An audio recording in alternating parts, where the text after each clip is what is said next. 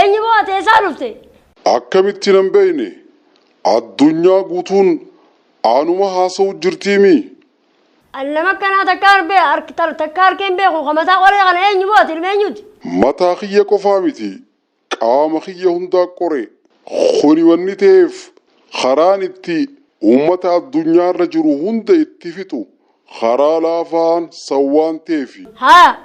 San malees namoonni hedduun danta dhabummaadhaan mee nutti haa dhufuu ja'anii warri na tuffate hunda karaa kanaan isaan fixuu waan hin danda'uufi. Hay si wayisi.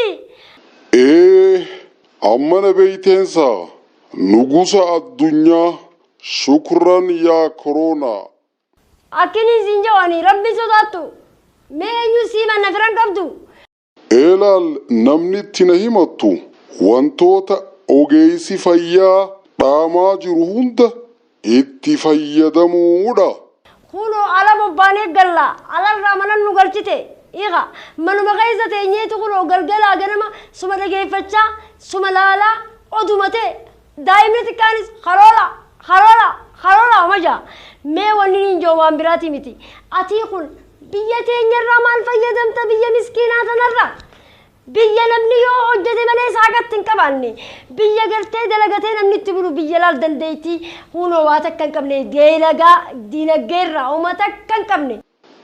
Ani biyya addaan hin filu amantii saba bifa umrii haayiboo tokkollee addaan hin babaasu kan na simate hunda weelkaam nin qeebala.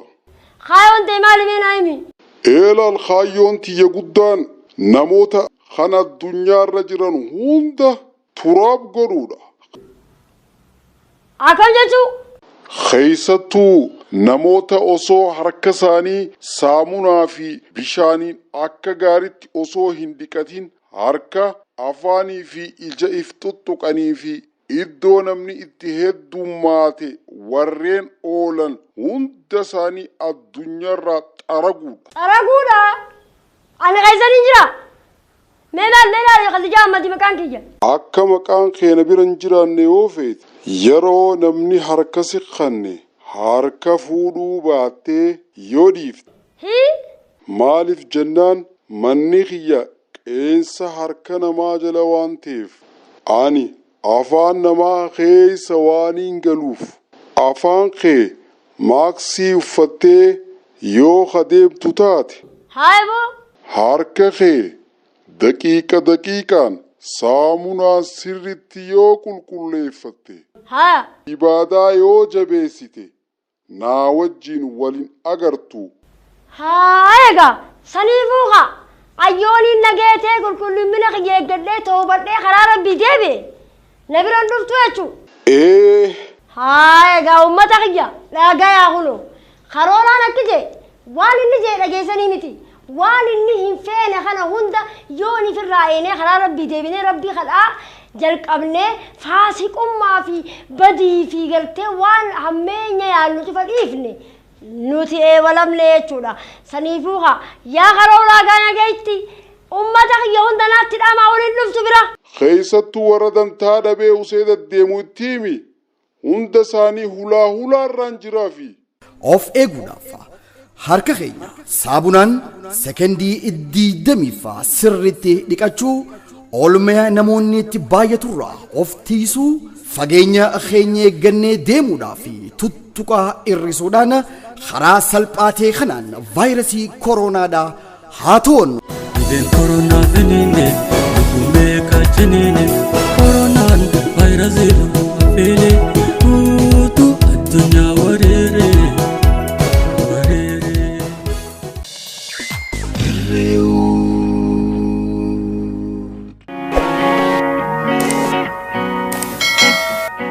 Tolegaa daawwattoota keenya akkaataa ittiin yuutuubii keenya seentanii sabskiraayib ittiin gootan isin daawwachiifna. Dura dursoodhaa yuutuub seentaa Ijjiboota Dirree Wood irratti barreessitaa jechuudha.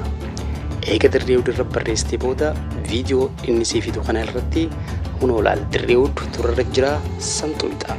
San booda bakka subscribe joo kana diimaa isaa kana hoggaanii fi harkaan tuqxe iimeelin qabdu yoo siin jee akkaawuntii haaraa mobaayilli kee yoo akkaawuntii hin qabaanne akkaawuntii haaraa akkaataa itti banatan gamanumaan laalta jechuudha.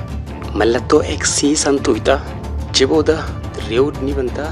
Viidiyoo dirree Uud keessaa tokko banteeti.